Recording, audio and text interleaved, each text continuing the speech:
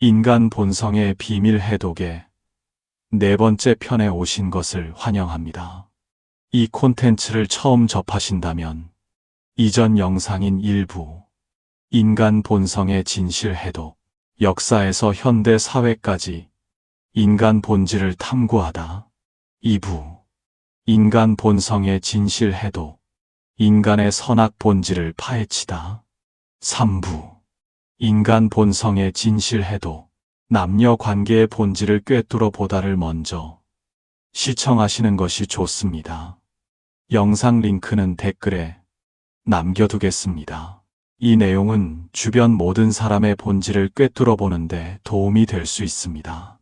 이 네 번째 편에서는 인간성을 활용하여 부를 쌓고 경력을 발전시키는 방법에 대해 이야기하겠습니다. 이 지식은 사회에서 당신의 계층적 위치를 극적으로 변화시키는 데 도움이 될 수 있으니 진지하게 들어주시기 바랍니다. 사회에서 가장 중요한 능력은 인간성을 이해하는 것입니다. 인간에 대한 이해는 모든 면에서 성공을 돕습니다.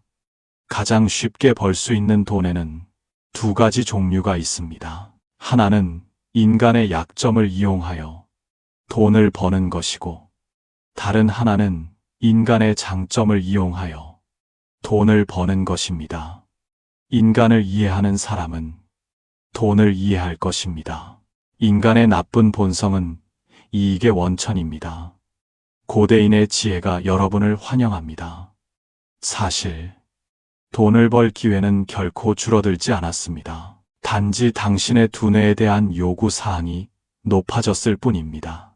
1995년작 영화 세븐은 교만, 질투, 분노, 나태, 탐욕, 정욕, 탐식이라는 인간의 7가지 죄악을 나열합니다.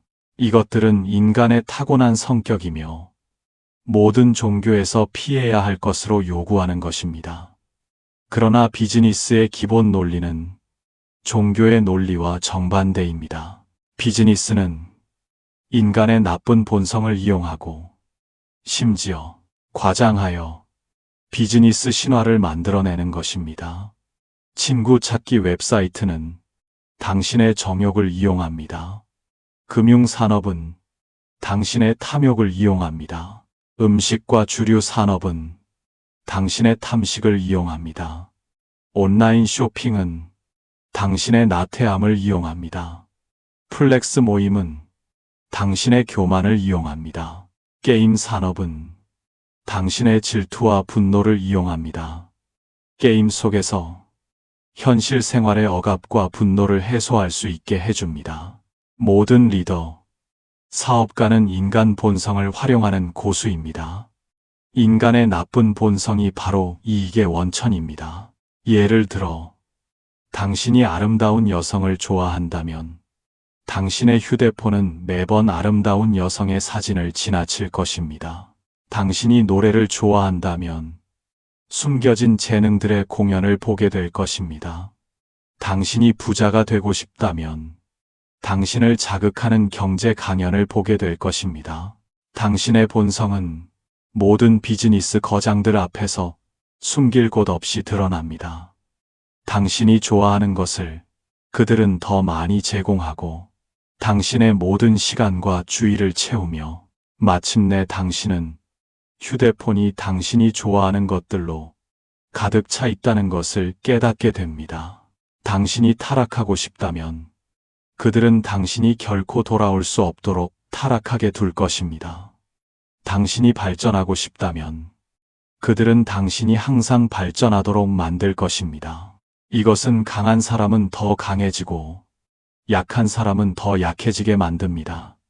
사실 당신은 매일 다른 사람의 판 안에서 살고 있습니다. 당신이 매일 보는 것들은 사람들이 당신에게 보여주고 싶은 것들입니다. 실제로 판을 짜는 사람들은 모두 인간 본질을 이해하는 고수들입니다. 이 세상은 본질적으로 인간이 설계한 게임일 뿐입니다. 당신은 게임을 조종하는 사람이 될 것인가? 아니면 조종당하는 사람이 될 것인가? 평범한 사람은 다른 사람이 여유롭게 커피를 마시는 것을 보고 자신이 어떻게 그 여유로운 사람이 될 수 있을지 생각합니다. 반면에 고수는 자신이 어떻게 그들에게 커피를 파는 사장이 될 수 있을지 생각합니다.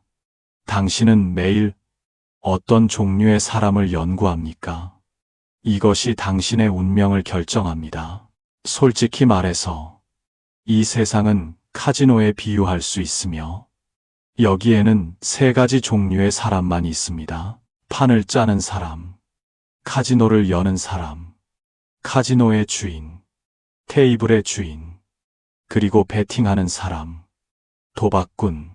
전 세계 인구의 99%는 세 번째 유형에 속합니다. 나머지 1%는 처음 두 유형으로 나뉩니다. 그리고 이 1% 중에서도 단 1%만이 진정으로 판을 짜는 사람입니다. 더 잘 이해할 수 있도록 예를 들어보겠습니다. 모든 사업가는 다음 세 가지 방식을 따릅니다. 첫째, 전통적인 방식, 자신의 돈으로 베팅하기. 당신은 사업 기회를 발견하고 창업을 원하며 그 후 저축한 돈과 친구, 은행에서 빌린 돈을 모아 10억 원을 마련하여 시작합니다. 이것은 부채에 기반한 투자 방식입니다. 창업자의 80%가 이 방식을 따릅니다. 실패하면 모든 자산은 채권자와 은행에 의해 압류될 것이며 이는 당신이 스스로 베팅하고 지면 모든 것을 잃는다는 의미입니다. 둘째, 고수. 다른 사람의 돈으로 베팅하기. 당신은 회사 발전 계획에 대한 파워포인트 프레젠테이션을 만들고 친구와 고객을 함께 투자하도록 초대하며 10억 원 투자로 1000억 원을 벌겠다고 약속한 다음 30%의 지분을 10억 원에 판매합니다. 당신이 사람들을 설득할 수만 있다면 기꺼이 투자할 사람이 있을 것입니다. 회사가 파산하더라도 당신은 몇 년 동안 아무에게도 빚지지 않고 월급을 받을 수 있습니다. 이것은 지분에 기반한 투자 방식이며 다른 사람의 돈으로 베팅하는 것입니다. 셋째, 최고수. 모든 베팅하는 사람의 퍼센티지에서 돈을 벌기. 더 높은 수준에서는 당신은 사회로부터 공개적으로 자금을 조달하며 각 투자자는 프로젝트에서 해당 지분을 소유하고 미래 수익을 공유할 수 있습니다. 자금을 제공한 사람들은 자신의 지분을 거래할 수 있습니다. 당신은 회사를 1000억 원으로 높게 평가하고 문을 열었을 때 이미 수백억 원의 가치를 가지고 있으며 매도 기회를 찾아 직접 부자가 됩니다. 이것이 주식 발행입니다. 대기업들은 모두 이 방식으로 플레이합니다. 투자자가 참여하면 베팅하는 사람과 문을 여는 사람은 이미 수확을 시작하고 떠날 준비를 하고 있습니다. 같은 방식으로 창업하지만 정체성이 다르면 결과는 완전히 다릅니다. 이것이 돈을 버는 것, 돈을 모으는 것, 그리고 부자가 되는 것의 차이입니다. 도박꾼은 돈을 벌고 테이블 주인은 돈을 모으며 카지노를 여는 사람만이 진정으로 부자가 됩니다. 이 세 그룹의 차이점은 무엇입니까? 사람들이 금광을 발견하면 모두가 금을 캐러 몰려듭니다. 당신도 캐러 가지만 기본적으로 더 이상 캘 금이 없습니다. 당신은 무엇을 해야 할까요? 금을 찾는 팀에 합류하는 것이 아니라 금광으로 가는 길에 물, 음식, 도구, 금 캐는 기술책을 팔아 금을 캐러 가는 사람들로부터 돈을 버는 것입니다.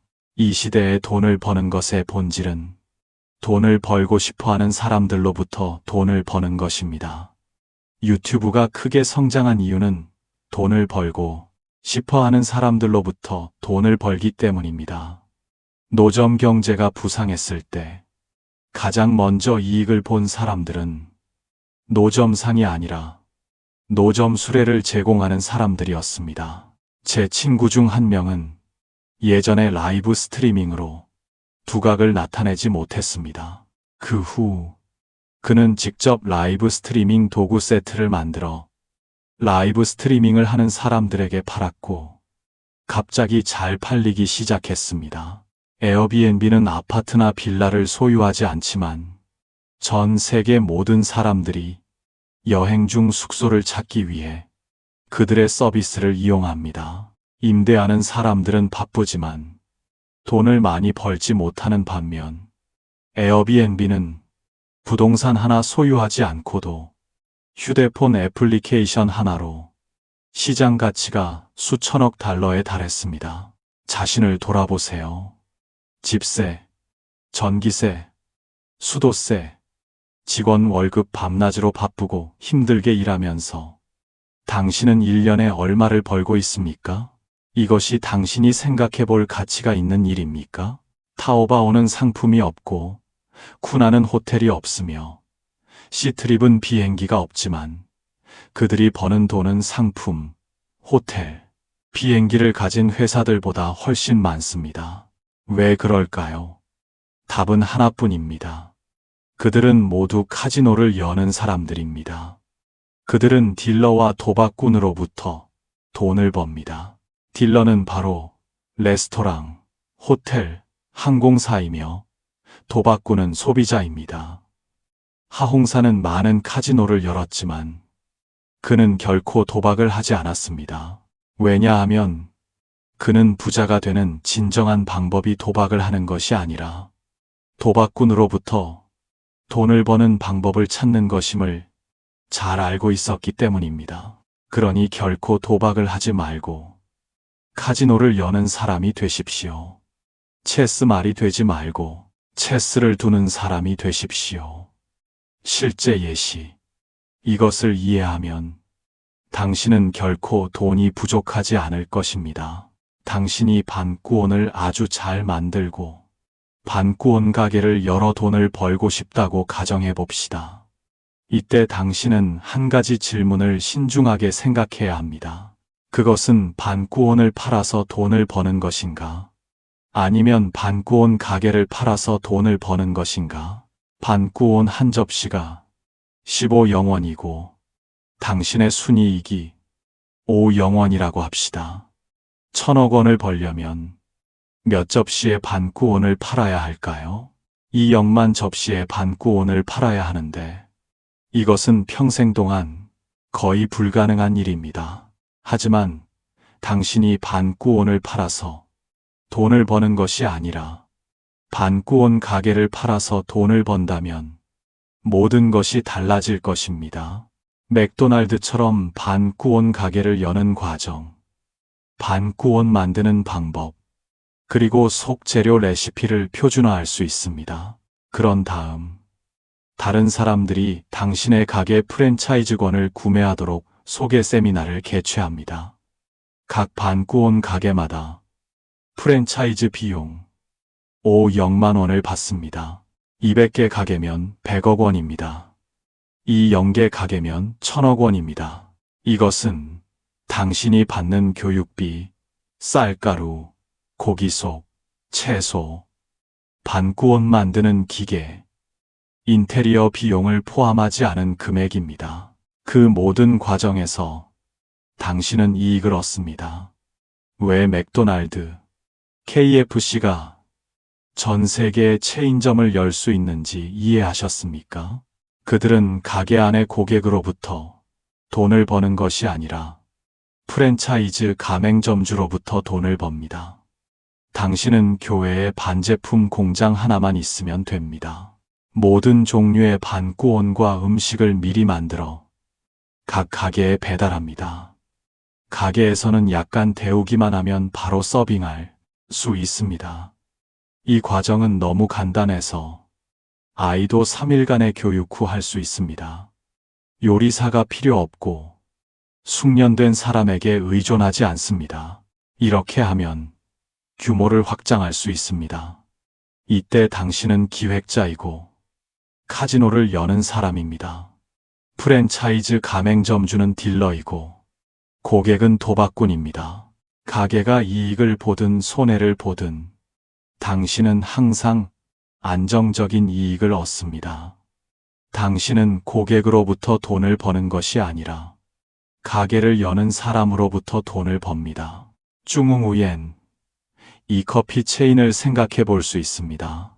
현재 국내 각 성 및 시에 700개 이상의 매장이 있으며 1,000개 이상의 프랜차이즈 계약이 성공적으로 체결되었습니다. 커피를 팔아서 돈을 벌지 마십시오. 커피 가게를 팔아서 돈을 버십시오. 이것이 바로 카지노를 여는 사람과 카지노에 들어가는 사람의 차이입니다. 고수들은 항상 맨손으로 늑대를 잡는 위험을 잘 알고 있습니다. 왜 많은 아름답고 재능 있는 여성들이 결국 나쁜 놈, 바람둥이 남자와 결혼할까요? 이 여성들에게는 아무 문제가 없습니다. 그들은 바보도 아닙니다. 이유는 그들이 그 당시 그 남자만 알고 있었고 더 나은 선택이 없었기 때문입니다. 사실 이것은 비즈니스에서도 마찬가지입니다. 많은 창업가들이 밀크티 가게, 아침 식사 가게를 선택합니다. 투자와 수익이 비례하지 않는 이러한 일들은 그들이 더 나은 비즈니스 모델을 본 적이 없기 때문입니다. 거래 비용이 높고 가격이 낮은 비즈니스 모델은 추구할 가치가 없습니다. 예를 들어 제 수강생 중 한 명은 수십 년의 경험을 가진 전통 의학 마사지 전문가입니다. 하지만 그가 한 번의 마사지로 20만 원에서 30만 원을 받는다면 그것은 의미가 없습니다. 왜일까요? 거래 비용이 너무 높기 때문입니다. 그는 이 시간 동안 마사지를 해야 하고 많은 체력을 소모하며 가게를 열고 임대료를 내고 전기세, 수도세 등 많은 비용을 지불해야 합니다. 이러한 비용들은 그를 끌어내릴 것입니다. 게다가 이 형태로 하루에 몇 명의 고객을 서비스할 수 있을까요? 체력이 점차 감소하면 일은 점점 더 어려워질 것입니다. 밀크티 가게, 아침 식사 가게를 여는 사람들은 어떻습니까? 고객이 밀크티 한 잔을 주문할 때마다 당신은 수작업으로 한 잔씩 만들어야 하고 한 잔에 몇만 원밖에 팔 수 없습니다. 이러한 비즈니스 모델은 결코 크게 성장할 수 없으며 시간 비용이 너무 높습니다. 올바른 방법은 대량으로 저렴하게 하거나 1대1로 고가로 하는 것입니다. 절대로 1대1로 저렴하게 해서는 안 됩니다. 예를 들어 제 마사지 수강생에게는 고급 스파와 마사지 샵과 협력하여 고급 고객을 소개받으라고 조언했습니다. 그는 전통의학에 대한 수년간의 경험이 있는 전문가이기 때문에 이러한 고급 고객들은 더 쉽게 신뢰하고 고급 의료 서비스 패키지에 기꺼이 돈을 지불할 것입니다. 그는 가게 주인과 50대 50으로 수익을 나누고 직원에게 10%의 수수료를 주어 고객을 소개하도록 동기를 부여했습니다. 그는 가게를 열 비용을 들이지 않고도 높은 수수료를 받을 수 있었습니다. 예전에는 직접 가게를 열었을 때 고객이 다양하게 섞여 있었고 한 번의 치료에 몇십만 원밖에 받지 못했습니다. 이제는 고급 고객을 대상으로 한 번의 치료에 수천만 원을 받을 수 있습니다. 같은 시간과 노력을 들이면서 그가 버는 돈은 몇 배나 많아졌고 임대료 걱정도 할 필요가 없었습니다. 그렇다면 어떻게 대량으로 저렴하게 할 수 있을까요? 그것은 이 가게들의 기술자들을 모아 기술 교육 과정을 제공하는 것입니다. 한 사람당 50만 원의 수강료를 받습니다. 100명이 참여하면 그는 5억만 원을 벌게 됩니다. 수강료가 저렴하더라도 그는 동시에 100명을 서비스한 것입니다. 이것이 대량으로 저렴하게 하는 방법입니다. 그러나 이것들은 기본적인 방법일 뿐입니다. 간이라돌이 있는 가겐, 그가 아무리 열심히 일하더라도 영향력의 범위는 제한적입니다. 더 고급스러운 방법은 인터넷의 짧은 동영상을 통해 전국의 수천만 명에게 영향을 미치는 것입니다. 이것이 비용이 더 저렴하면서도 수익률이 더 높은 방법입니다. 우리가 동영상을 만드는 방식처럼 한 번의 동영상 촬영으로 동시에 수십만 명을 서비스하는 것입니다. 맥도날드, KFC, 졸리비, 롯데리아, 이 모든 체인점들은 대량 저가 비즈니스 유형에 속합니다. 본사는 각 매장에 원재료와 조리법을 제공하고 동시에 많은 사람들을 서비스할 수 있습니다. 대부분의 사람들이 가난한 이유는 그들이 저가로 1:1 작업을 하고 있기 때문입니다. 예를 들어 계산원, 배달원, 웨이터는 모두 고객을 1:1 방식으로 서비스하고 있습니다. 공장 노동자, 사무직 직원은 모두 리더를 1:1 방식으로 서비스하고 있습니다. 리더는 어떻습니까? 그들은 동시에 많은 직원을 서비스하고 동시에 많은 고객을 서비스합니다. 이제 당신이 왜 돈이 없는지 이해하셨습니까? 이 세상에는 비천한 사람이 없고 비천한 사고방식만 있다는 것을 기억하십시오. 당신은 돈을 벌어야 하지만 더 중요한 것은 돈을 버는 사고방식을 업그레이드하고 잘못되고 쓸모없는 생각을 버리는 것입니다. 현재와 앞으로 10년 동안의 돈 버는 사고방식은 다음과 같이 발전할 것입니다. 오프라인에서 온라인으로, 제품 판매에서 지식 판매로, 제품 중심 사고에서 팬 중심 사고로. 예전에는 옷을 팔았습니다.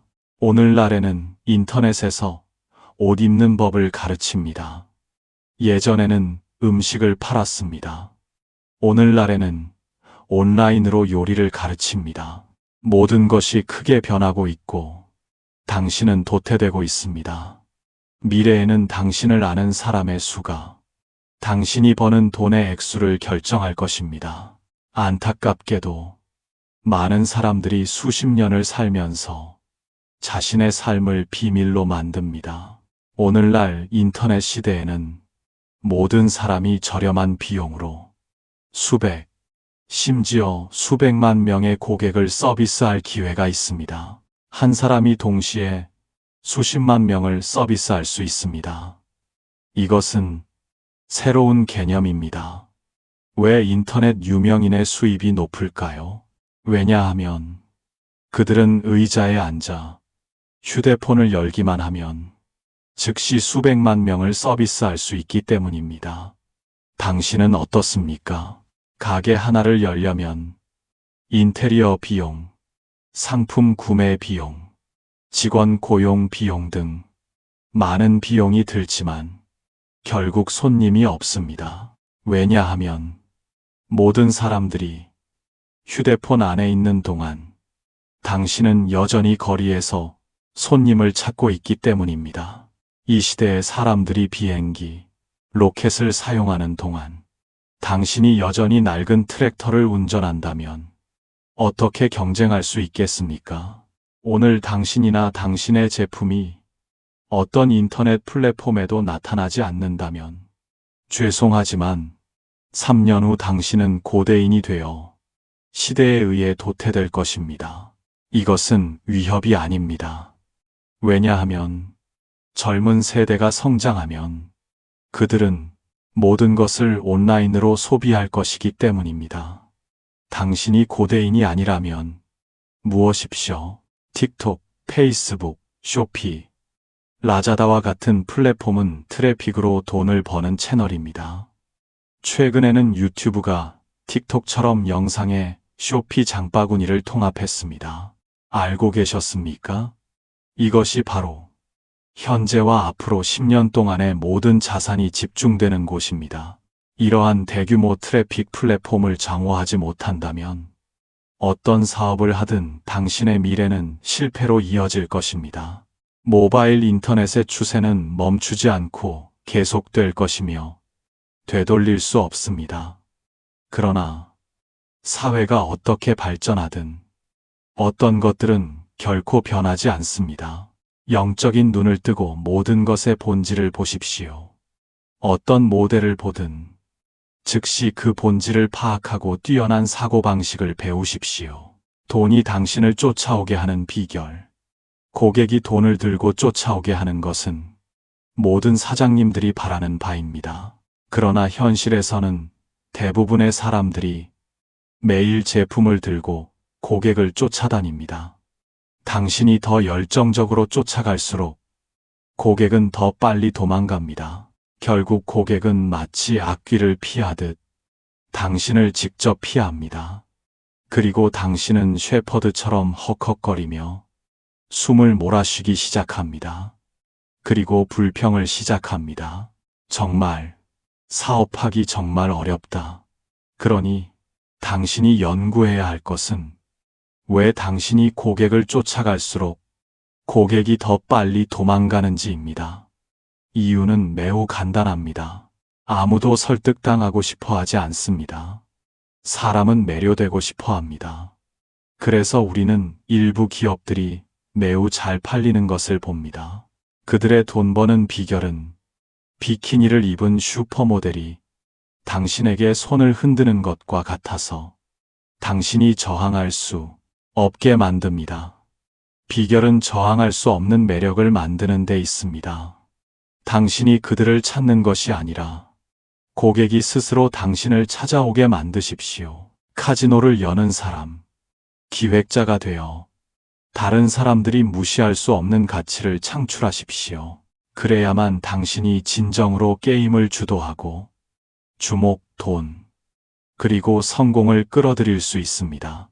요컨대 크게 생각하고 크게 행동하며 끊임없이 당신의 분야에서 카지노를 여는 사람이 되는 방법을 찾으십시오. 베팅하는 사람이나 심지어 테이블 주인으로 만족하지 말고 게임을 형성하는 사람, 규칙을 설정하고 그 게임에 참여하는 사람들로부터 돈을 버는 사람이 되십시오. 그것이 바로 번영과 지속 가능한 성공으로 가는 길입니다. 예를 들어보겠습니다. 사장님들의 깊은 생각을 불러일으킬 수 있기를 바랍니다. 저는 모든 사람들이 애플의 아이폰과 같은 제품을 알고 있다고 생각합니다. 아이폰을 살 때 판매원이 와서 우리에게 소개하고 설득했는지, 아니면 우리가 직접 애플 스토어나 대리점에 달려가 아이폰을 샀는지 기억해 보세요. 대답은 후자겠죠? 사실 우리에게 이 제품을 사라고 소개하거나 설득하는 사람은 아무도 없지만 전 세계 수백만 명의 사람들이 스스로 돈을 들고 가게에 달려가 아이폰을 삽니다. 그렇다면 판매원이 없는데도 어떻게 그렇게 많은 고객들이 스스로 제품을 사게 할 수 있을까요? 이 문제를 설명하기 위해 우리는 먼저 매우 중요한 원리를 이해해야 합니다. 이것을 이해하면 당신도 당신의 고객들이 돈을 들고 당신을 쫓아오게 만들 수 있습니다. 우선 사람이 어떻게 자발적인 구매 행동을 일으키는지 분석해 봅시다. 이를 설명하기 위해 우리는 애플과 같은 대기업의 운영 방식에서 배울 수 있습니다. 아이폰을 생각하면 고급스럽고 세련되며 현대적인 제품의 이미지가 즉시 머릿속에 떠오릅니다. 이것은 우연이 아닙니다. 수십 년에 걸친 브랜드 구축 전략의 결과입니다. 애플은 단지 휴대폰을 파는 것이 아닙니다. 그들은 많은 사람들이 지향하고자 하는 라이프 스타일, 롤 모델을 판매합니다. 그들은 고품질의 제품을 만드는 것뿐만 아니라 제품에 대한 매력적인 이야기를 들려줍니다.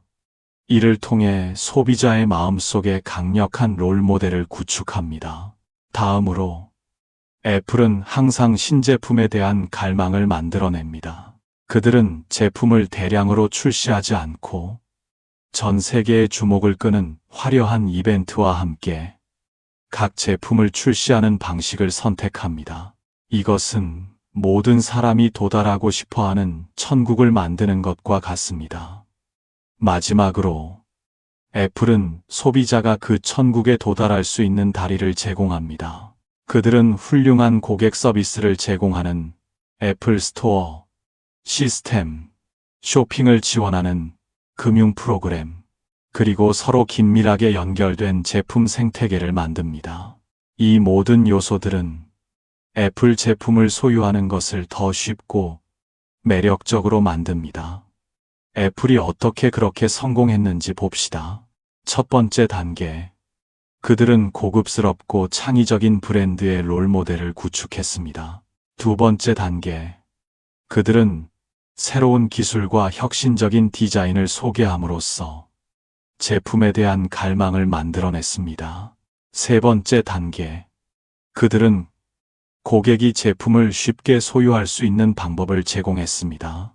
이 이야기는 충격을 주거나 누군가의 감정을 혼란스럽게 하려는 것이 아니라 이를 통해 매력적인 롤모델, 목표, 천국을 만드는 것의 의미와 고객을 유치하고 유지하는 데 다리를 놓는 방법의 의미를 더 잘 이해하기 위한 것입니다. 이것은 강력한 이미지, 매력적인 목표, 그리고 그 목표를 달성하는 방법을 만드는 것에 힘을 강조합니다. 이것은 비즈니스뿐만 아니라 사회적, 개인적 관계에서도 삶의 다양한 분야에 적용될 수 있습니다. 다음으로 여러분과 이야기를 나누겠습니다. 이 이야기를 통해 여러분은 롤모델, 천국, 그리고 다리의 진정한 의미를 더 깊이 이해하게 될 것입니다. 이것은 실제 사건입니다. 2013년 2월 28일 중국 스촨성 청두시의 구안교라는 다리에서 주목할 만한 사건이 발생했습니다.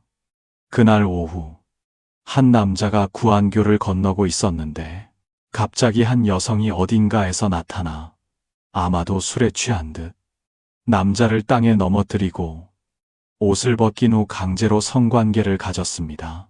잠시 저항한 끝에 남자는 결국 굴복했고 그 결과 여성은 남자를 성폭행했습니다. 사건이 끝난 후 남자는 현지 경찰서에 신고했습니다. 현지 경찰은 이 사건을 매우 중요하게 생각하고 즉시 조사를 시작했습니다. 그래서 사건에 대한 소식은 빠르게 퍼져나갔습니다. 다음 며칠 동안 항상 233명의 남성 그룹이 구안교에 모였고 결국 수천 명의 남성이 이곳에 모여 손을 높이 들고 누나, 돌아와 라고 외쳤습니다. 당시 현장 상황은 혼란스러워졌고 거의 현지의 유명 관광지가 될 뻔했습니다. 현장에서 음식을 파는 사람이 있었다면 아마 하루에 수만 원을 벌 수 있었을 것입니다. 결국 청두시 경찰은 많은 인력을 동원하고 상당한 노력을 기울여 이 남성들을 해산시키고 구안교의 상황을 통제할 수 있었습니다. 이 이야기를 마치고 나니 아마 여러분은 이것이 정말 상상할 수 없는 일이라고 생각할 것입니다. 그 남자들은 무슨 생각을 하고 있었을까요? 바보 한 명은 이해할 수 있지만 수만 명이 모두 바보였을까요? 그들은 정말로 그 누나를 찾을 수 있다고 생각했을까요? 마이는 마이미, 저라면 저는 분명히 가지 않았을 것입니다. 저는 분명히 그렇게 바보 같지는 않습니다. 당신은 갔을까요? 저는 당신이 바보인지 아닌지 모릅니다. 하지만 수만 명이 갔습니다. 그것은 부인할 수 없는 사실입니다. 여기서 핵심은 당신이 그들의 입장에서 생각할 수 있다는 것입니다. 만약 우리 고객들도 이 남자들처럼 우리 제품을 쫓아온다면 그것은 정말 멋진 일이 아닐까요? 제가 말씀드리죠.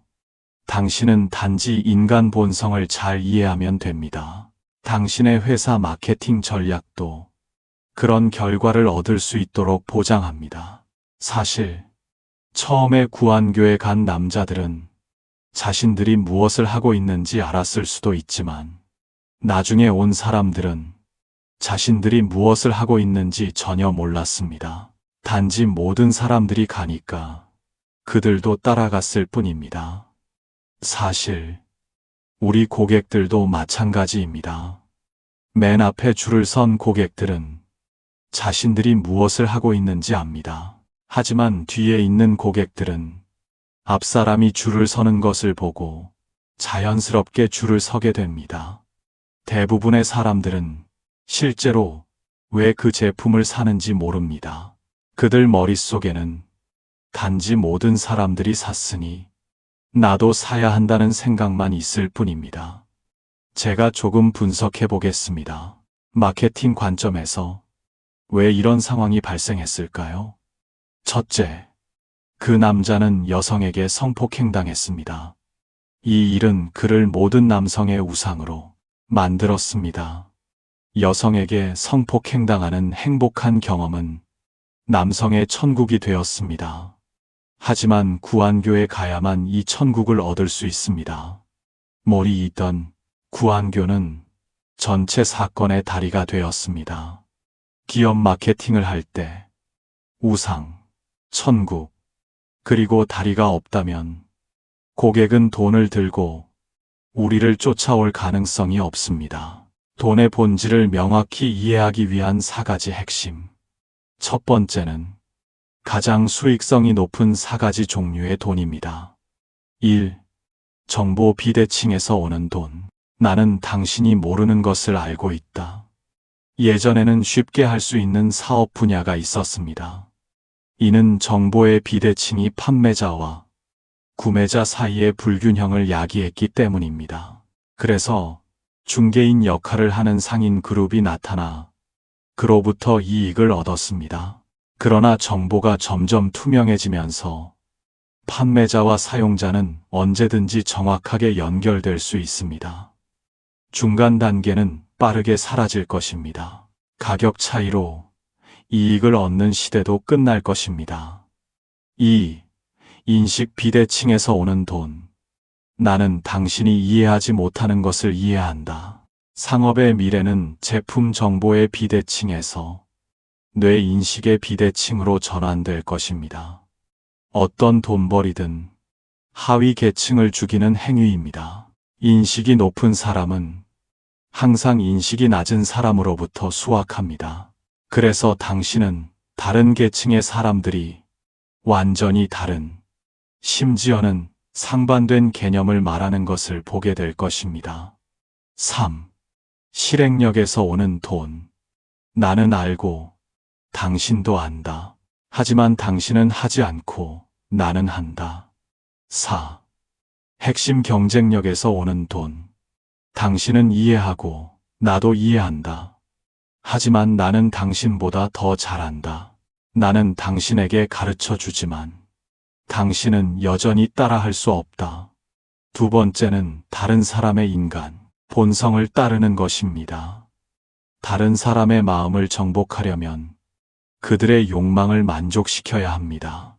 간단히 말해서 능력 있는 사람들에게는 그들이 무엇을 좋아하고 싫어하는지 알아야 하고 그들이 좋아하는 것을 제공하여 그들이 당신과 함께하고 싶어하게 만들어야 합니다. 정말 뛰어난 사람들은 돈과 감정의 장벽을 넘어야 합니다. 비즈니스는 작은 돈을 큰 돈으로 바꾸는 게임입니다. 인간의 본성은 욕망입니다. 욕망을 자극하고 통제함으로써 다른 사람의 마음을 조종할 수 있습니다. 당신이 돈을 나누고 명성을 나누는 게임을 설계하여 다른 사람들이 욕망 때문에 열심히 일하게 만들 수만 있다면 당신은 성공할 것입니다. 내부 관리 및 물류. 내부적으로는 다른 산업보다 더 많은 돈을 나누어야 합니다. 재능 있는 사람은 고기를 먹고 평범한 사람은 국물을 마십니다. 어리석은 사람은 뼈를 씹습니다. 물류적으로는 3사람이 5사람의 일을 하고 네 사람의 월급을 받습니다. 대외 전략. 외부적으로는 항상 다른 사람들이 이익을 얻는다고 느끼게 해야 합니다. 인간의 본성은 탐욕입니다. 당신이 그들이 이익을 얻는다고 느끼게 만들 수만 있다면 그들은 계속해서 당신에게 물건을 사러 올 것입니다. 샤오미, 핀도도, 쇼피는 모두 인간의 이익을 좋아하는 심리를 이용한 예입니다. 더 저렴하지만 여전히 품질이 좋습니다. 이를 통해 거대 기업이 되었습니다. 앞에서는 사용자를 유치하고 뒤에서 돈을 법니다. 앞에서만 돈을 벌고 싶다면 기본적으로 돈을 벌 수 없습니다. 세 번째 핵심은 자신의 인간 본성에 저항하는 것입니다. 끊임없이 발전하려면 자신의 인간 본성에 저항해야 합니다. 동물의 본성은 편안한 영역에 머무르는 것을 좋아합니다. 대부분의 동물은 배가 부르면 햇볕을 쬐는 것을 좋아합니다. 인간은 동물보다 더 진화했지만 결국 게으른 유전자를 가지고 있습니다. 당신이 다른 사람들과 다르고 싶다면 다른 일을 해야 합니다. 자신의 인간 본성을 극복해야 합니다.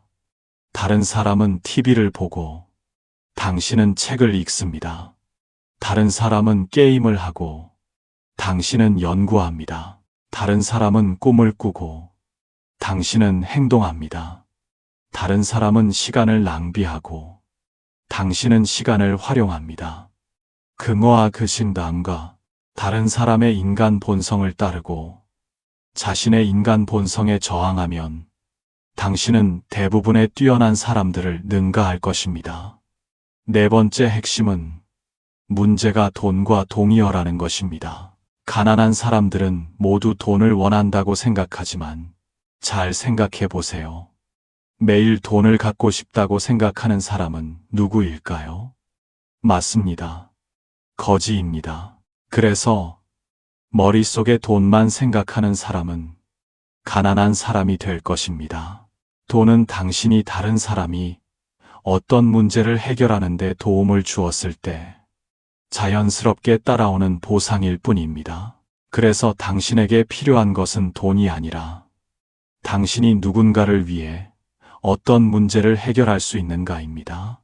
당신이 문제를 찾아내고 다른 사람이 해결하는 데 도움을 줄 수 있다면 사람들은 자동으로 당신에게 돈을 줄 것입니다.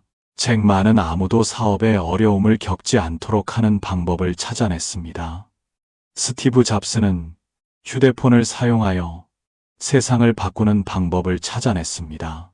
우리는 인간 본성과 상업 전쟁에 대한 지식을 전파하여 아무도 창업하여 손해를 보지 않도록 하는 방법을 찾아냈습니다. 당신은요? 당신은 무엇을 찾아냈습니까? 당신이 이 세상에서 다른 사람의 어떤 문제를 해결해 줄 것인지 명확히 깨달았을 때 당신의 인생은 더 높은 단계로 나아갈 것입니다. 작은 문제를 해결하면 작은 보상을 받고 큰 문제를 해결하면 큰 보상을 받습니다. 가난한 사람들은 항상 사냥과 같은 돈벌이 사고방식을 가지고 있습니다. 항상 다른 사람의 이점을 차지하려고 합니다. 전적으로 운에 의존합니다. 해가 바뀌면 다시 처음부터 시작해야 합니다. 부자들은 농사짓는 사고방식을 가지고 있습니다.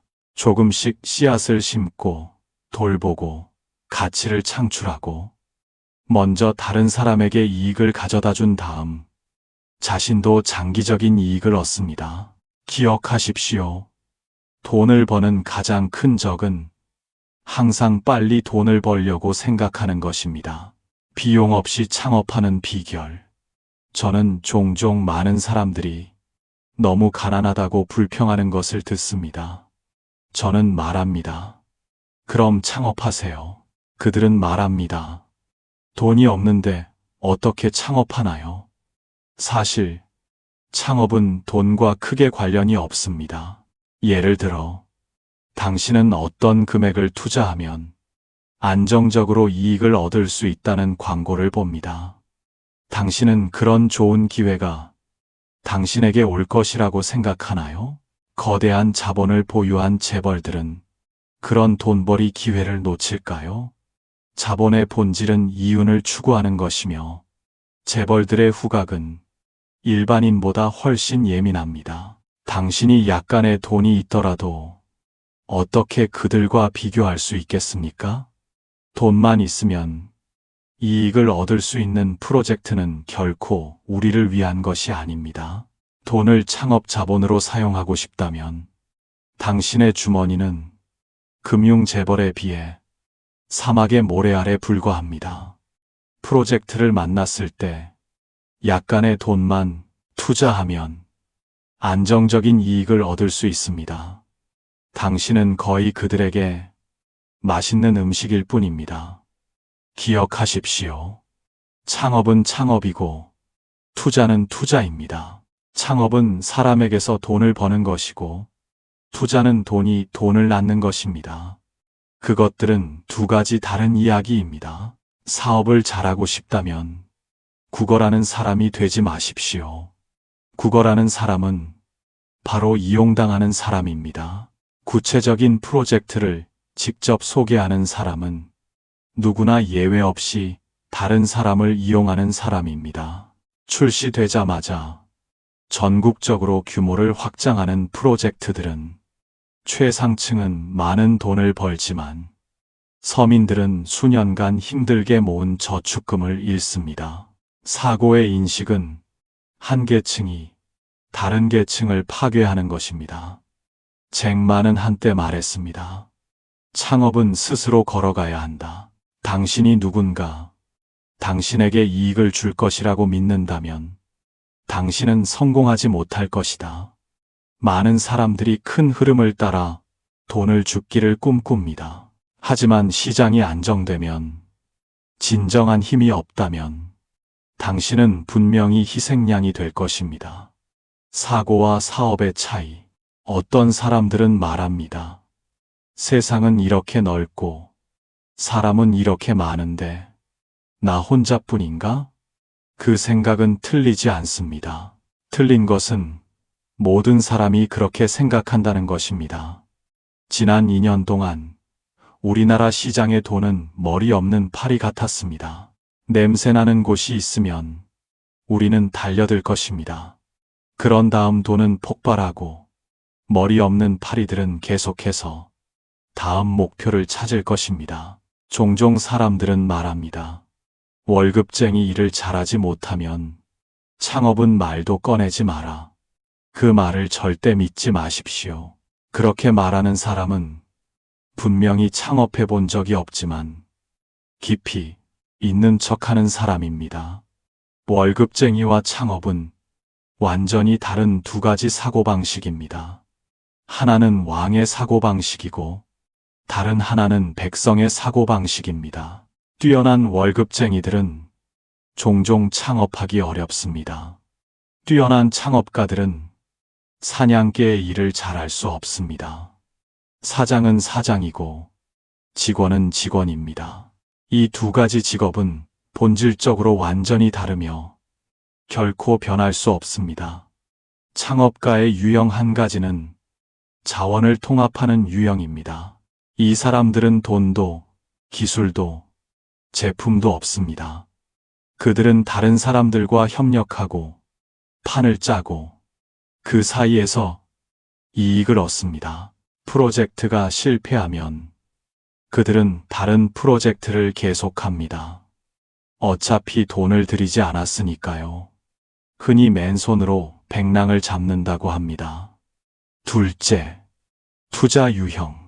어떤 산업이 빨리 돈을 버는지 전문적으로 연구하여 그곳에 투자합니다. 한마디로 당신들은 돈이 필요하고 나는 돈이 있지만 이익을 나눠야 한다고 말합니다.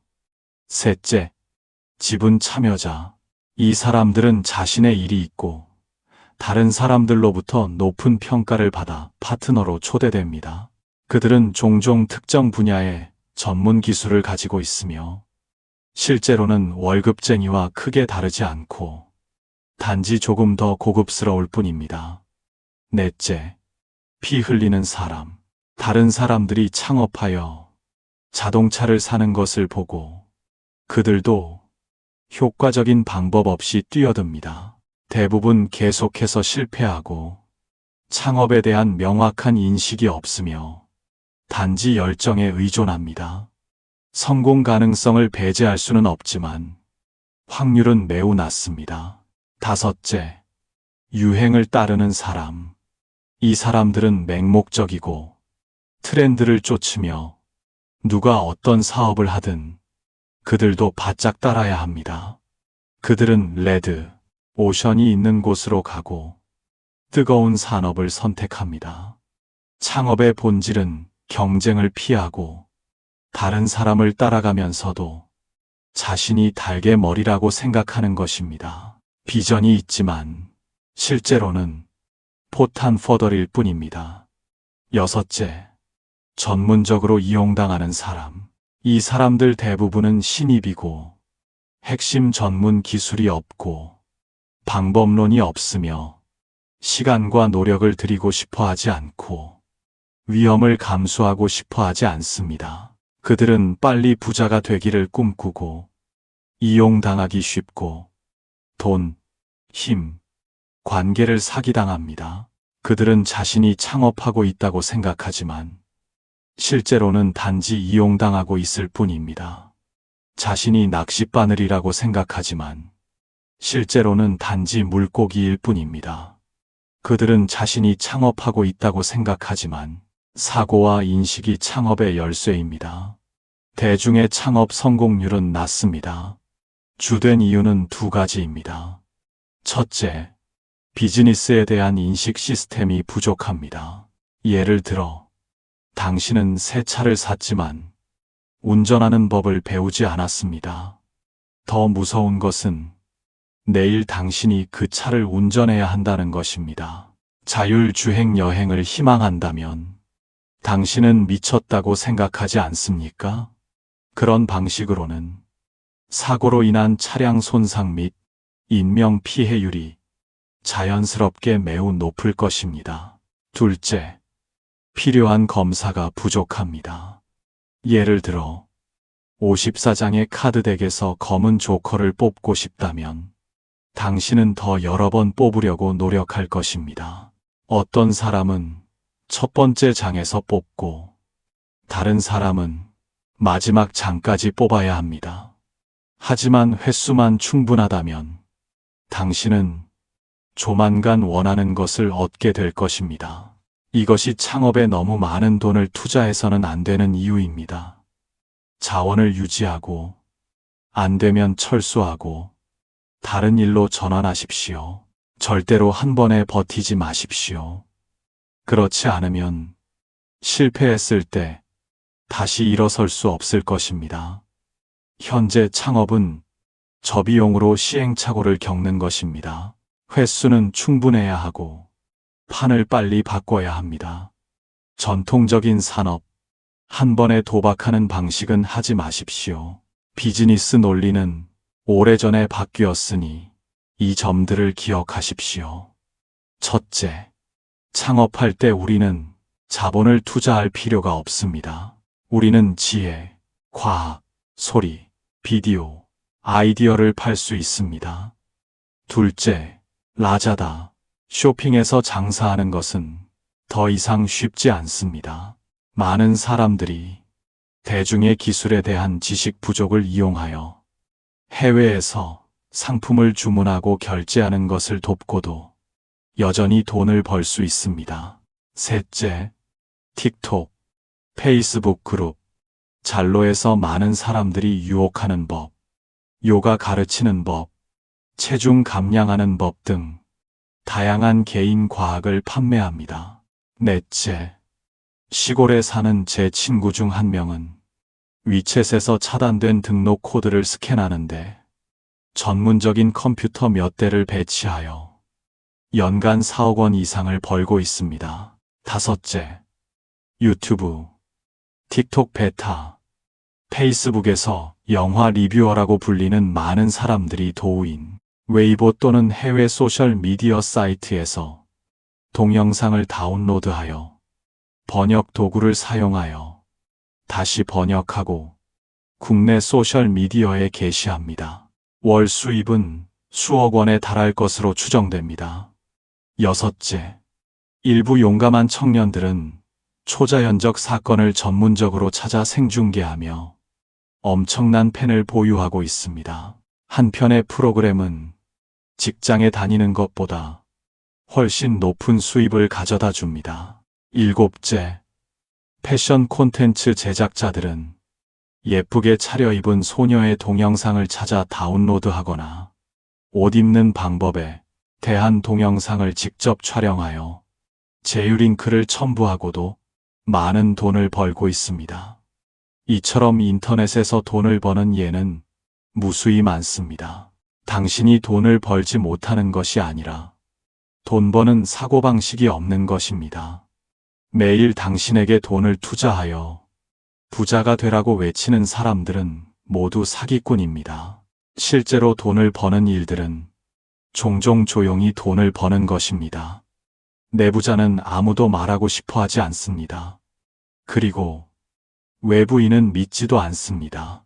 사고방식이 바뀌면 시장이 열린다는 것을 기억하십시오.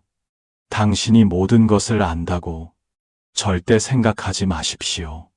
그런 사람들은 정말로 가장 어리석습니다. 창업가를 위한 지침서. 창업을 막 시작했을 때 대기업을 맹목적으로 따라하는 것은 거의 확실하게 자멸을 초래할 것입니다. 낙타는 사막을 건넙니다. 토끼는 낙타에게 사막을 건너는 비결을 묻습니다. 낙타는 인내, 노력과 같이 옳아 보이는 말을 잔뜩 늘어놓습니다.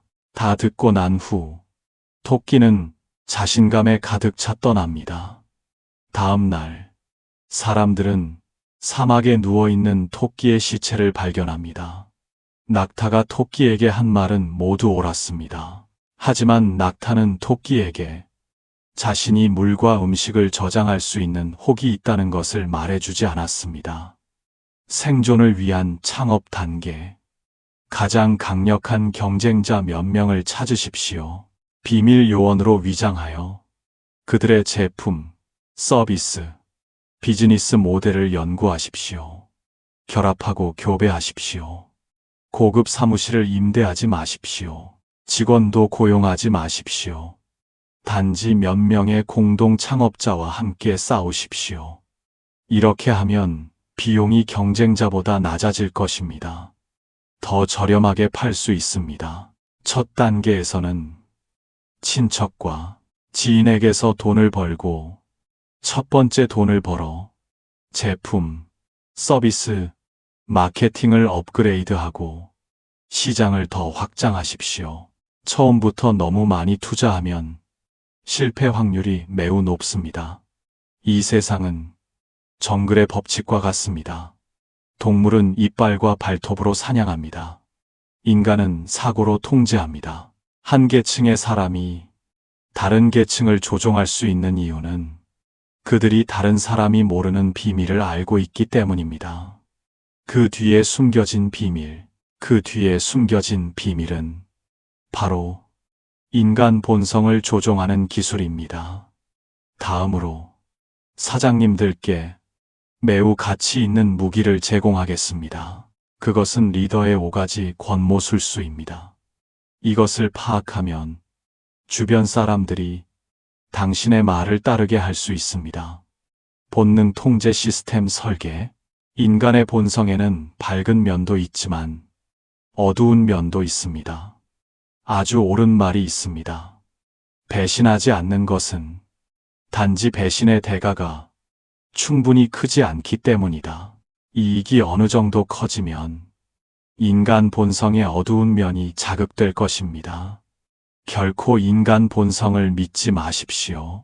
규칙과 시스템만이 인간의 어두운 본성이 발휘되는 것을 막을 수 있습니다. 사람들은 말합니다. 무덤을 파는 데는 보통 이명이 필요하다고요. 예를 들어 구덩이를 파고, 한 사람은 내려가서 보석과 옥을 꺼내고, 다른 사람은 위에서 밧줄로 끌어올립니다. 하지만 처음에는 종종 밧줄을 끄는 사람이 재물을 보고 구덩이 아래 동료를 배신하는 일이 발생했습니다. 그래서 무덤 파기는 무덤 파는 그룹으로 발전했으며 주로 부자 관계였지만 아들이 아버지를 무덤 구덩이에 버리는 일도 발생했습니다. 결국 아들이 물건을 꺼내고 아버지가 위에서 밧줄을 끄는 규칙이 형성되었고 그 후로는 무덤 구덩이에 사람을 버리는 일이 더 이상 발생하지 않았습니다. 이것이 바로 시스템 구축의 원형입니다. 한때 7명이 함께 살았는데 매일 큰 냄비에 죽을 나누어 먹었습니다. 처음에는 매일 한 사람씩 제비 뽑기로 죽을 나누는 사람을 정했습니다. 그래서 그들은 일주일에 단 하루만 배불리 먹었는데 그것은 그들이 직접 죽을 나누는 날이었습니다. 그 후 그들은 도덕적으로 고상한 사람 한 명을 뽑아 죽을 나누게 했습니다. 그 결과 모든 사람들이 그 사람에게 아첨하고 뇌물을 주기 시작했고 작은 그룹 전체가 어두워졌습니다. 마지막으로 모든 사람들은 한 가지 방법을 생각해냈습니다. 차례대로 죽을 나누되 죽을 나누는 사람은 다른 모든 사람들이 선택을 마친 후 남은 마지막 그릇을 가져가야 합니다. 가장 적게 먹는 사람이 되지 않기 위해 죽을 나누는 사람은 모두 균등하게 나누려고 노력했습니다.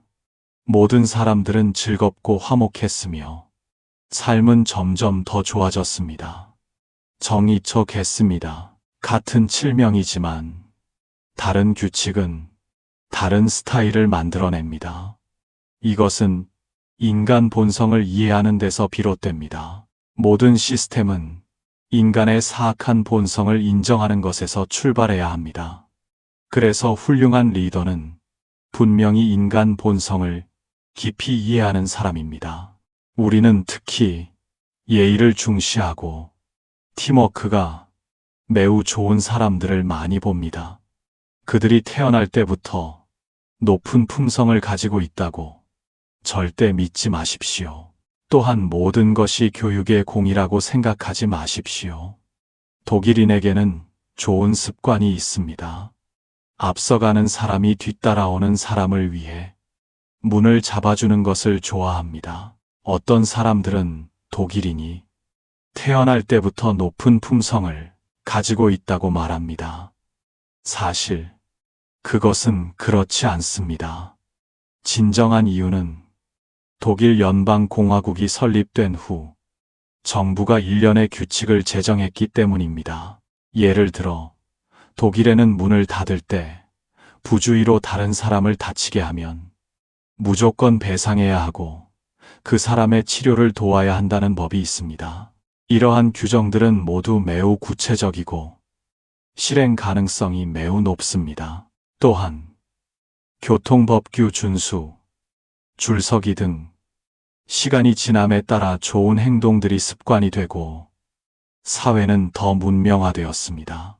제도는 인간 본성을 믿지 않는 관점에서 설계되어야 합니다. 당신의 제도가 성공할 것입니다. 많은 리더들이 부하 직원에게 어쩔 수 없습니다. 주된 이유는 인간 본성을 너무 믿기 때문입니다. 마음은 좋지만 손은 부드럽습니다. 사장이 너무 자비로운 것은 다른 사람에게 자신을 찌를 칼을 주는 것과 같습니다. 팀을 이끌다. 좋은 시스템은 나쁜 사람을 좋은 사람으로 만들 수 있습니다. 좋지 않은 시스템은 좋은 사람을 나쁘게 만들 수 있습니다. 좋은 시스템은 분명히 신뢰와 감시가 동시에 존재하는 것입니다. 권력 균형 기술. 권력 균형 기술은 약자를 이용하는 기술이라고도 불립니다. 부하 직원에게 너무 큰 권력을 주거나 그들에게 너무 의존해서는 안 됩니다.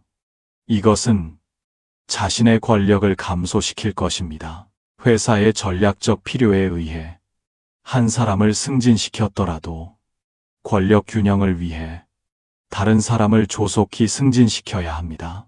그들의 권력이 너무 커지면 당신에게 위협이 될 것입니다. 이른바 권력 균형 기술은 부하 직원의 힘을 분산시키는 것입니다. 어떤 쪽도 너무 많은 힘을 갖게 해서는 안 됩니다. 어떤 쪽이든 우리를 배신하려 한다면 다른 세력들이 그 배신자를 공격할 것입니다. 사장은 충성스러운 사람만 사용할 수 없고 교활한 사람만 사용할 수도 없습니다. 충성스러운 사람의 세력이 커지면 교활한 사람을 사용해야 합니다. 교활한 사람의 세력이 커지면 충성스러운 사람을 사용해야 합니다. 이것이 바로 충성스러운 사람과 좋은 사람 사이의 균형입니다. 예전의 역사를 읽었을 때 황제가 왜 충신에게 냉담하고 간신을 사용하는지 이해하지 못했습니다. 나중에 깨달았습니다. 충신의 세력이 너무 커지면 그들은 황제에게 간신과 다름없는 위협이 됩니다. 황제가 간신을 사용하는 목적은 바로 충신을 통제하기 위함입니다. 훌륭한 사장은 바로 충신과 간신의 세력을 끊임없이 균형 잡는 사람입니다. 그들이 더 많이 싸울수록 사장의 권력은 더 안전합니다. 그들이 싸움을 멈추면 그들은 당신을 공격하러 올 것입니다. 유방이 천하를 차지한 후 그는 8년 동안 위협이 되는 제후들을 완전히 제거하고 자신의 친척들에게 영토를 봉했습니다. 역사는 같은 성씨에게 왕을 봉하는 것이 다른 성씨에게 봉하는 것보다 더 신뢰할 수 없다는 것을 증명했습니다. 다른 성씨의 제후가 의도가 있다면 그들은 단지 분리되기를 원할 뿐입니다. 하지만 같은 성씨의 제후는 다릅니다.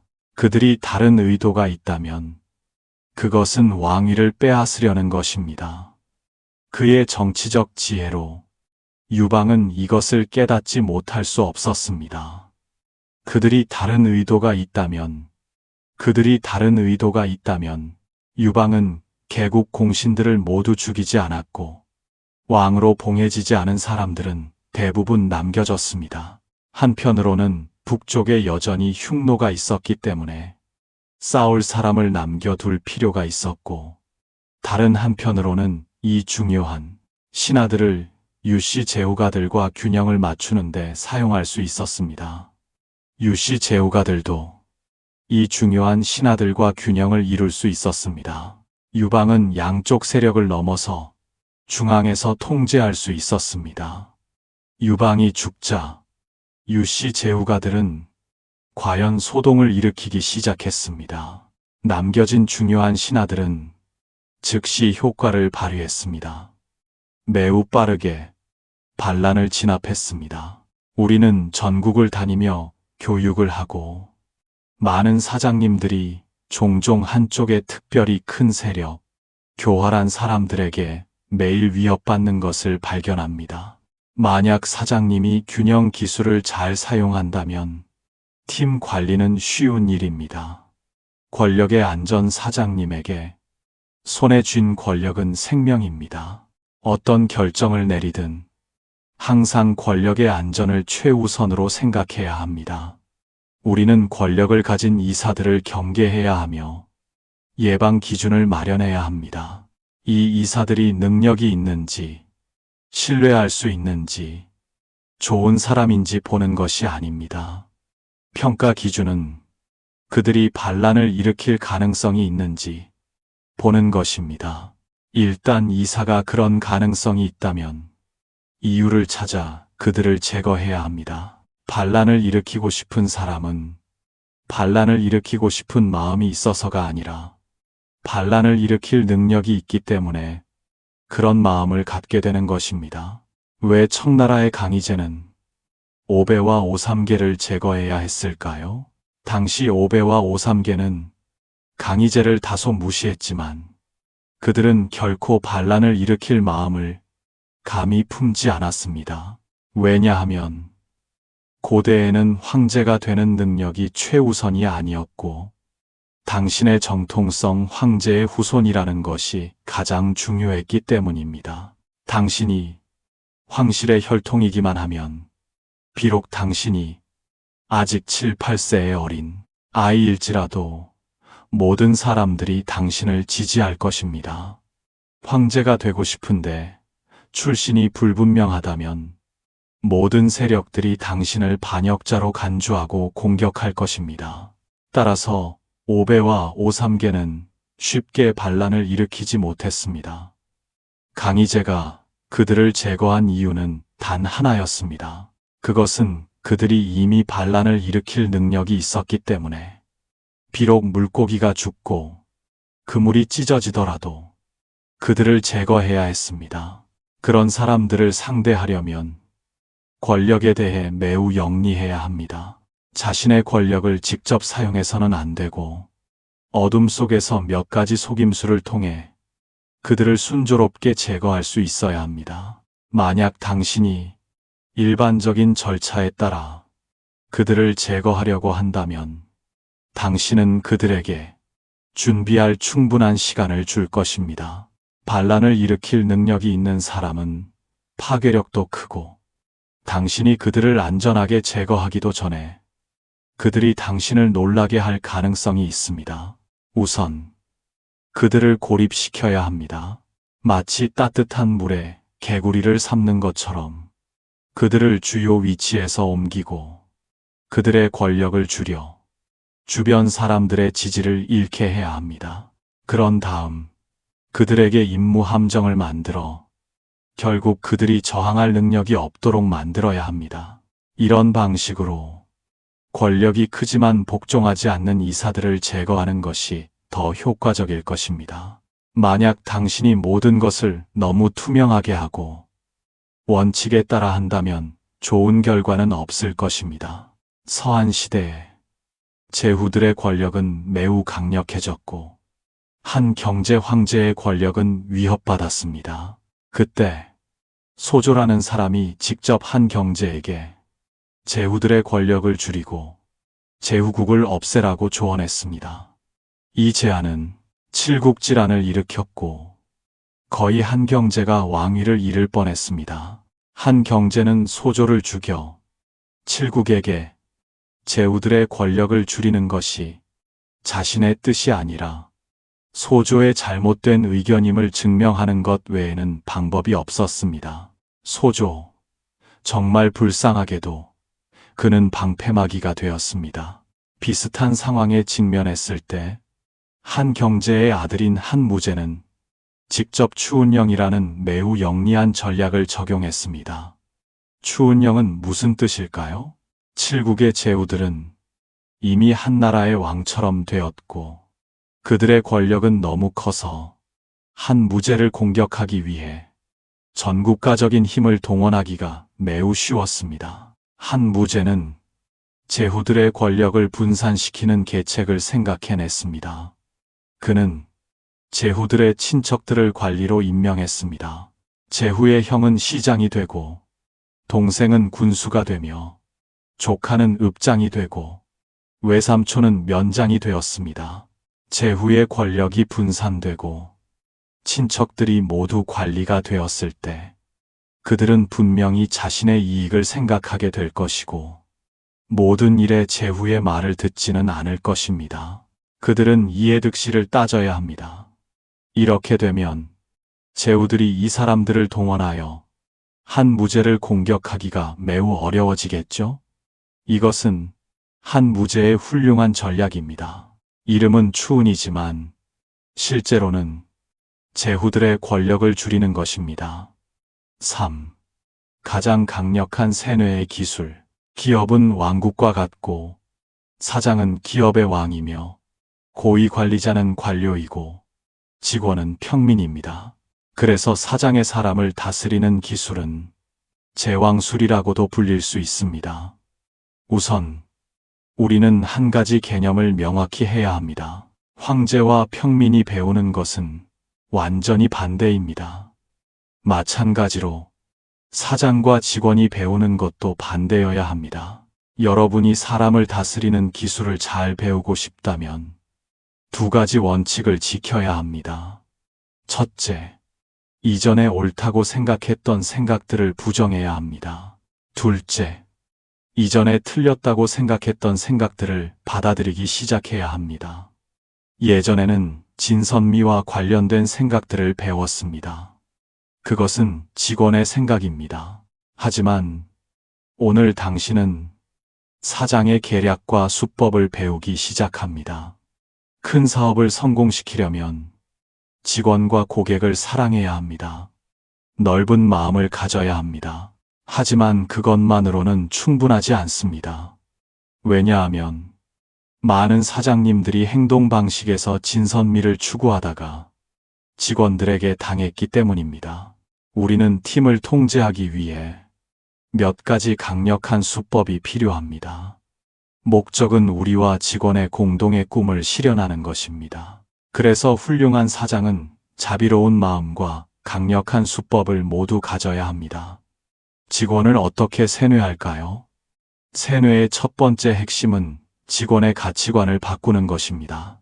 이것이 가장 어려운 단계입니다. 우리가 선전하고 자주 확인해야 합니다.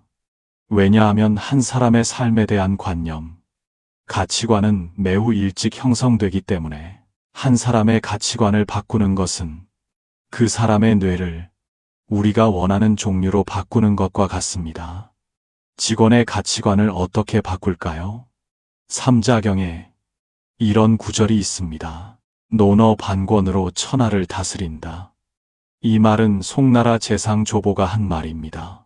이 말 때문에 저는 많은 사장님들이 논어에서 직원 관리 방법을 찾고 있다는 것을 깨달았습니다.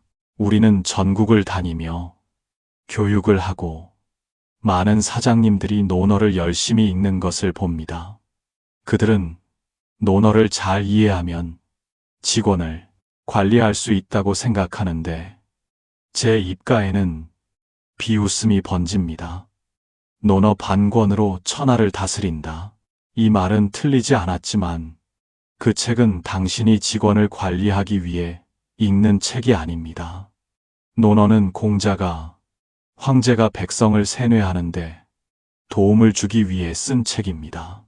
삼강오륜, 인예, 의지, 신을 사용하여 그들의 사고를 묶어둡니다. 그들이 독립적인 사고 능력, 저항 능력을 포기하게 하고 어린 양 스타일의 교육을 진행합니다. 당연히 관리하기가 더 쉬워질 것입니다. 그래서 논어는 직원이 읽는 것입니다. 사장이 매일 논어를 읽는 것은 자신을 세뇌하는 것입니다. 결국 자신을 쓸모없는 사람으로 세뇌합니다. 당신 회사가 망하지 않는다면 당신이 논어를 연구한 노력에 비추어 볼 때 정말 어울리지 않습니다. 직원이 긍정적인 에너지를 갖기를 원한다면 그들에게 매일 주역을 읽으라고 하세요. 제가 직원이었을 때 저는 주역을 읽어본 적이 있습니다.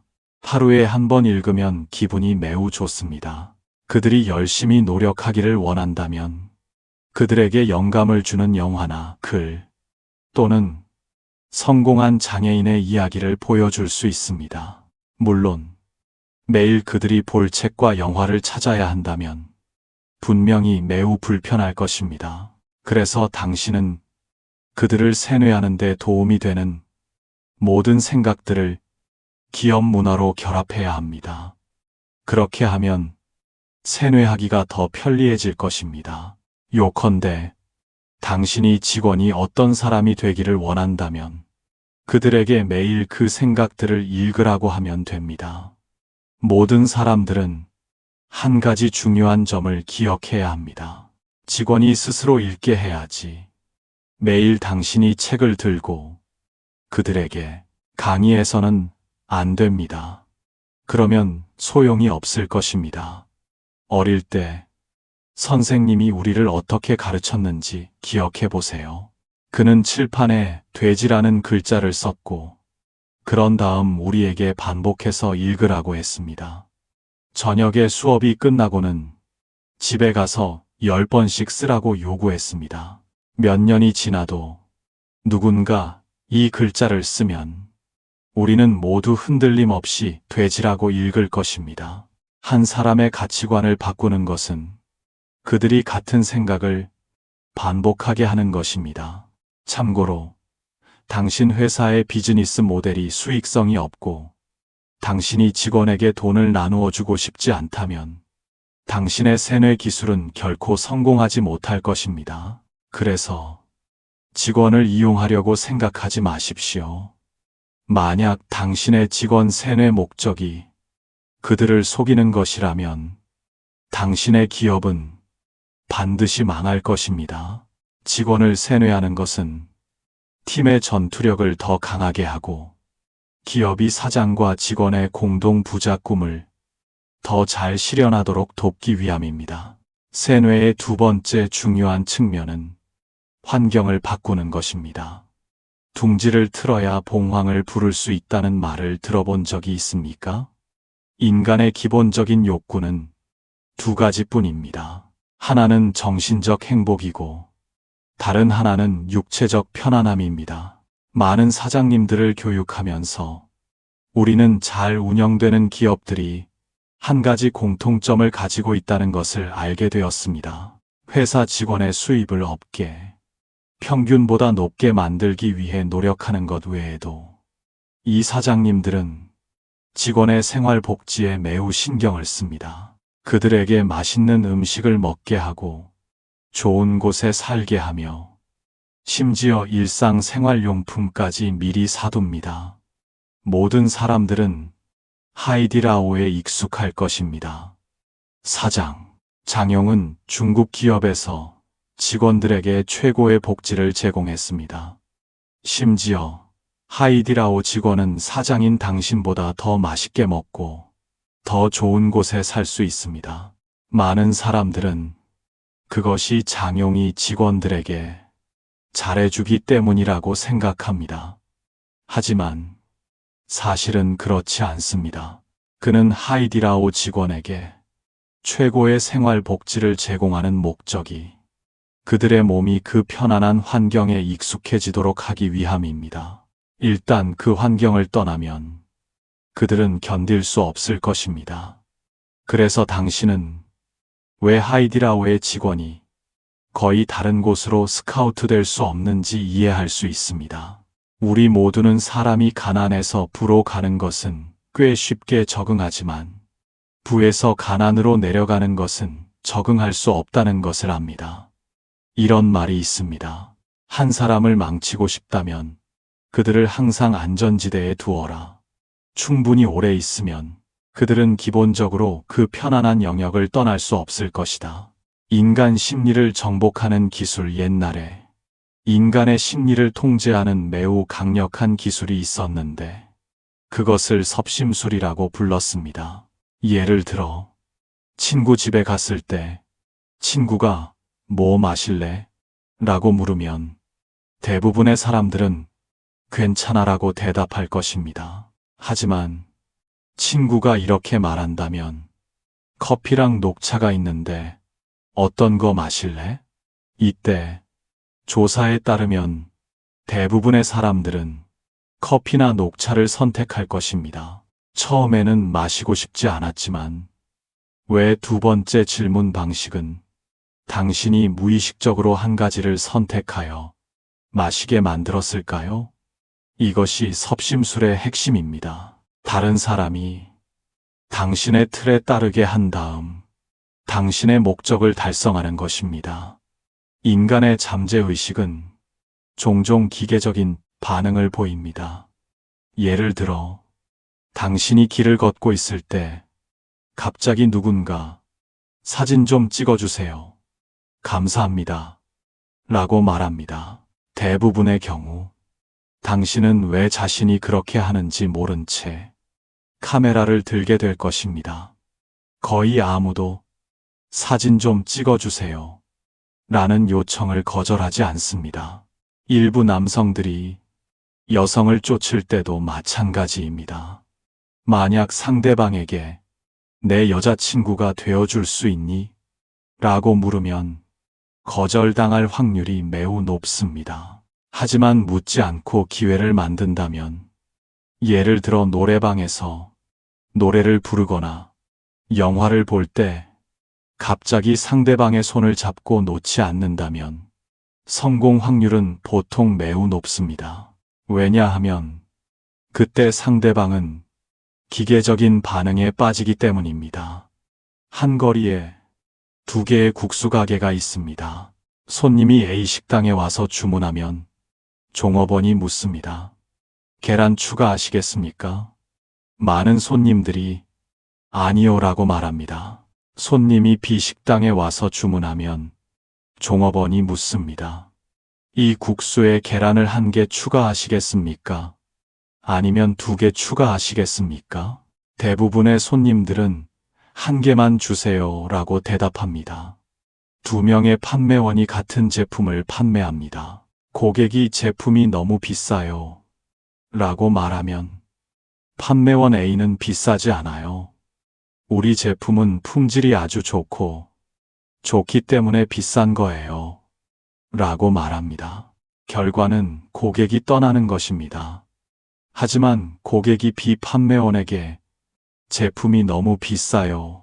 라고 말하면 그는 우리 제품이 조금 더 저렴했으면 좋겠다고 생각하세요? 그럼 제가 몇 가지 선물을 더 드릴 수 있을까요? 라고 말합니다. 고객은 놀라서 네. 라고 말합니다. 그런 다음 판매원은 그럼 제가 추가 할인을 해드리고 선물 세트도 함께 드리겠습니다. 잠시만 기다려 주세요. 라고 말합니다. 그리고 이해할 수 없는 방식으로 고객은 그 제품을 사서 사용하게 되었습니다. 섭심술의 핵심은 상대방의 고정관념을 깨뜨려 그들이 뇌가 비어있는 상태, 즉 가장 낮은 에너지 지점에 들어가게 하는 것입니다. 5. 신비로움 유지 1932년 전 프랑스 대통령 드골은 신비로움 없이는 권위도 없다. 왜냐하면 친숙함은 경멸을 낳기 때문이다. 라고 말했습니다. 깊은 사원 속에 신상처럼 숨어 있을 때만 위험을 발산할 수 있습니다. 계획을 세우거나 생각하고 행동하는 것, 모두 다른 사람이 예측하기 어렵게 해야 합니다. 그는 또한 나는 고독한 사람이고 고독을 사랑한다고 말한 적이 있습니다. 약 0년 전 메디아라는 나라가 있었습니다. 그곳에는 한 부족이 있었습니다. 부족의 지도자는 데이오세스라는 사람이었습니다. 그는 덕망이 높아 존경받았습니다. 마을의 모든 분쟁, 우물 하나 때문이든 나무 2그루를 잘못 베었든 모두 그를 찾아가 해결하고 모든 문제를 명확히 했습니다. 다른 촌장들은 나이가 들어 혼미해지고 뇌물을 받고 부패했지만 데이오세스만은 나이가 들수록 더 공정해져 부족의 정의의 신이 되었습니다. 어느 날 데이오세스는 피곤함을 느끼고 은퇴를 선언하고 숨어버렸습니다. 데이오세스가 없자 부족은 즉시 중심을 잃고 분열과 분쟁이 끊이지 않았고 아무도 해결할 수 없었습니다. 결국 모든 사람들은 데이오세스를 다시 모셔오기로 결정했습니다. 데이오세스는 여러 번 거절했지만 마을 사람들의 간청에 마지못해 동의했지만 그는 한 가지 조건을 내걸었습니다. 깊은 궁전을 짓고 경호원을 고용하여 그가 영원히 숨어 살게 해야 한다는 것이었습니다. 만약 그를 찾아야 한다면 특별히 신뢰하는 사람을 통해야 했고 심지어 그를 섬기는 사람도 일주일에 한 번만 그의 얼굴을 볼 수 있었습니다. 신비로운 베일에 쌓여 데이오세스의 권위는 더욱 침범할 수 없게 되었습니다. 그는 후에 메디아의 왕이 되어 메디아의 영토를 확장하고 나중에 더 위대한 제국의 기초를 닦았습니다. 그 나라의 이름은 페르시아 34이란이었습니다. 사장은 직원과 좋은 관계를 유지하면서도 물리적인 거리를 유지해야 합니다. 절대로 직원이 자신의 속마음을 알아차리게 해서는 안 되며 어느 정도의 신비로움을 유지해야 합니다. 주변에 친한 사람이 없고 너무 가까운 관계가 없을 때만 자신의 안전과 권위를 보장할 수 있습니다. 당신이 누구와든 친해지기로 결정하는 순간, 그것은 분명히 미래의 당신의 관리에 큰 장애물을 만들 것입니다. 마지막으로 당신에게 몇 가지 메시지를 전하고 싶습니다. 인간의 본성은 원래 이기적이고 야심으로 가득 차 있습니다. 당신은 이것을 관리하는 방법을 알아야 합니다. 그래야만 당신이 원하는 결과를 얻을 수 있을 것이며 단순히 인간 본성을 믿는 것만으로는 안 됩니다. 기억하십시오. 고귀하거나 비천한 인간은 없고 유용한 사람과 쓸모없는 사람만 있을 뿐입니다. 차이점은 유용한 사람은 당신이 그들의 동기를 활성화하여 일하게 할 수 있는 사람이지 그들의 능력을 억제하는 사람이 아니라는 것입니다. 이것이 바로 올바른 방법입니다. 그리고 당신은 세상이 큰 게임이라는 것을 받아들여야 합니다. 약한 사람은 모든 것이 예측할 수 없다고 생각하고 강한 사람은 모든 것에는 법칙이 있다고 믿습니다. 이것이 바로 인식의 큰 차이입니다. 노력이 부족하고 운명이 박하다는 말. 사실 우리 모두는 어려움에 직면했을 때만 운명을 바꿀 수 있습니다. 노력은 평범한 사람들의 한계일 뿐이고 운명을 바꾸는 것이야말로 돌파구입니다. 명확히 설명하겠습니다. 운명을 바꾸는 것은 목적 없는 투쟁에 뛰어드는 것이 아니라 당신이 이해할 수 있고 당신의 능력 안에 있는 것을 보았을 때 온 힘을 다해 싸우는 것입니다. 가장 빨리 달리는 사람은 종종 신발을 신지 않는 사람입니다. 이것은 재정적인 것이 아니라 정신 상태를 말합니다. 기회를 잡고 목표에 집중하고 위험을 통제하십시오. 모든 위험은 당신이 자신에게 탈출구를 남겨두지 않는 것에서 비롯됩니다. 여기서 탈출구는 비상계획이 아니라 재정적인 여유입니다. 모든 일에서 우리는 프로젝트가 실패하더라도 당신이 여전히 재정적으로 회복하고 다시 시작할 수 있는 습관을 형성해야 합니다. 당신은 가장 어려운 부분이 항상 0에서 1까지라는 것을 이해해야 합니다. 1에서 무한대까지가 아닙니다. 그러므로 기회를 잡고 명확한 목표를 가지되 동시에 한계에 대한 인식과 통제력도 있어야 합니다. 동전 한 푼도 영웅을 어렵게 할 수 있습니다. 사람은 3가지 유형으로 나눌 수 있습니다. 3번째 유형. 다른 사람의 실수를 보고도 결코 생각하거나 행동하지 않는 사람들. 2번째 유형. 실수가 왜 발생했는지 명확히 이해한 후에만 행동하는 사람들. 1번째 유형. 이유에 상관없이 결과가 좋은지 나쁜지만 보고 즉시 행동하는 사람들. 여기서 저는 당신이 돈 버는 법을 모르는 똑똑한 사람이 되는 것보다 돈 버는 법을 아는 바보가 되는 것이 낫다고 조언합니다. 마지막으로 인생은 단지 한 권의 기록부일 뿐입니다. 각 페이지는 당신이 직접 쓰는 것입니다. 공이든 죄든 옳든 그르든 다른 사람이 정해주는 것이 아니라 당신이 자신의 이해에 따라 내린 결정의 결과입니다. 그냥 그렇게 간단합니다.